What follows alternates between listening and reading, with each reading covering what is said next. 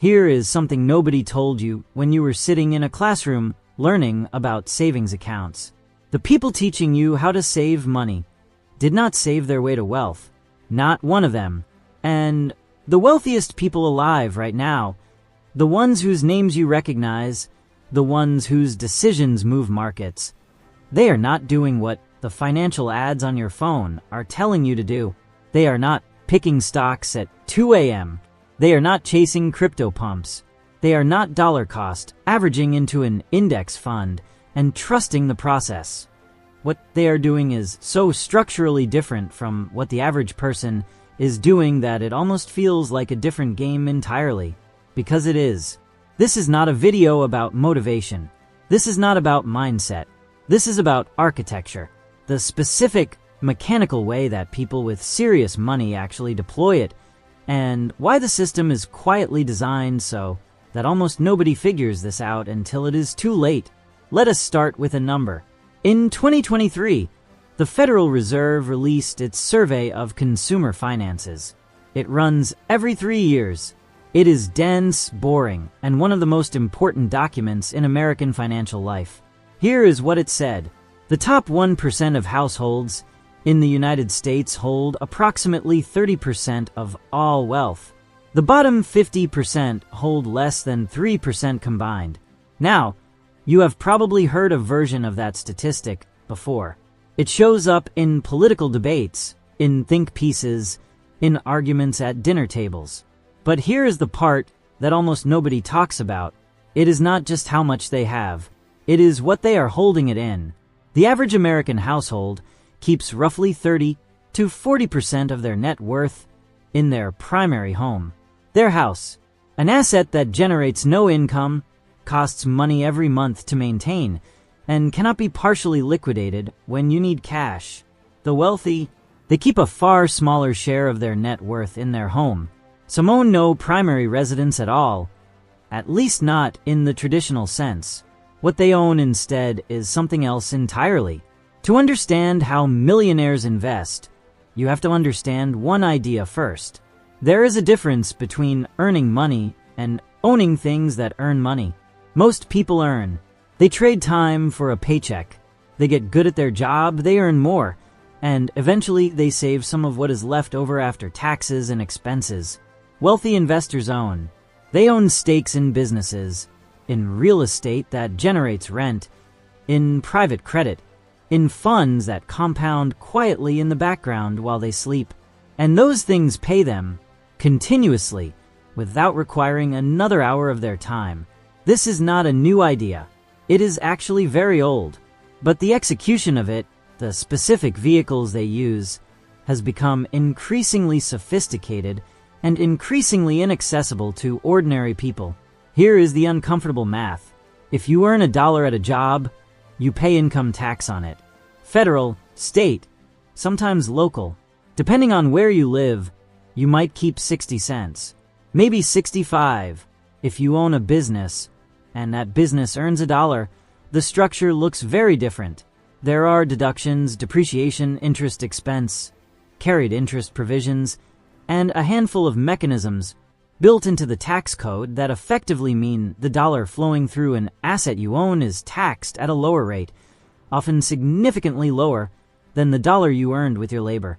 Warren Buffett has said publicly that his effective tax rate is lower than his secretary's. He was not bragging. He was pointing at a structural reality. The wealthy do not earn differently. They are organized differently. So where does the money actually go? Let us walk through it. The first layer is private equity and business ownership, not public stocks. Private companies. A 2021 study from JP Morgan Private Bank found that ultra-high net worth individuals, those with assets above $30 million, typically hold anywhere from 20 to 30% of their portfolio in private equity or direct business ownership. Why private? Because private companies are not priced every second by a nervous market. They compound quietly, and the returns historically have outpaced public markets over long periods, though with far less liquidity. The average person cannot access most of these deals. They are reserved for what regulators call accredited investors, meaning people who already have at least $1 million in net worth or earn above $200,000 a year. The gate is not there to protect you from risk. It is there to keep the deal flow inside a smaller circle. The second layer is real estate, but not the kind you are thinking about. Not flipping houses, not buying a rental property, and dealing with leaky pipes at midnight. Commercial real estate, multifamily developments, syndications where a group of wealthy investors pool capital to buy a 200-unit apartment complex, collect the rent, and split the distributions. The tax treatment on this is extraordinarily favorable. Something called depreciation allows an investor to claim a paper loss on a property that is actually appreciating in value. The result is that income from real estate is often legally taxed at very low rates or deferred for years. The third layer is what gets talked about least. Alternatives. This is an umbrella term. It covers private credit, hedge funds, infrastructure investments, commodities, royalties, even art and wine at the highest levels.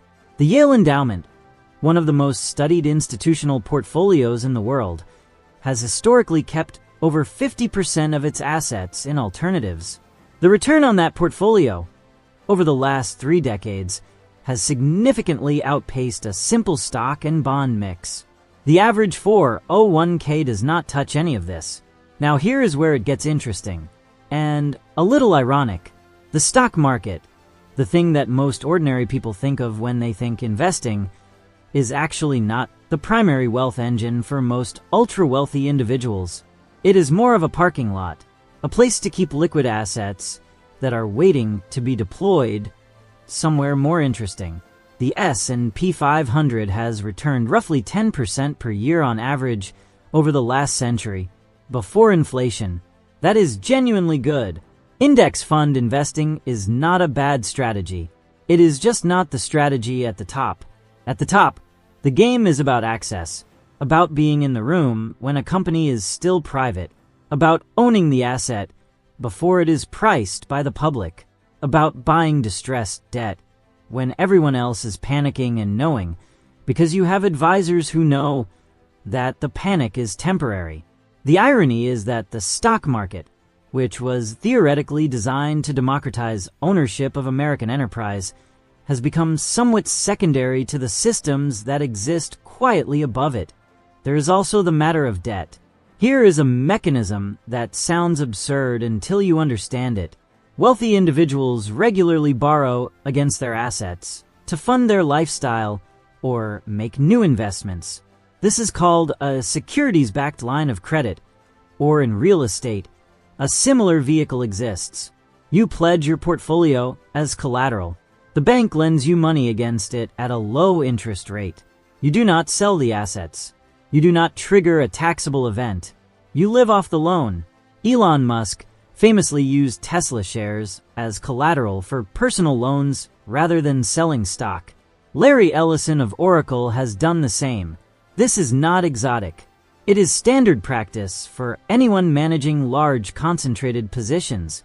The system essentially allows wealthy people to monetize assets without selling them, which means no capital gains tax. And then, if those assets are eventually passed to heirs, there is a provision in the tax code called the step-up in basis that resets the cost basis at death, potentially eliminating the capital gains liability entirely.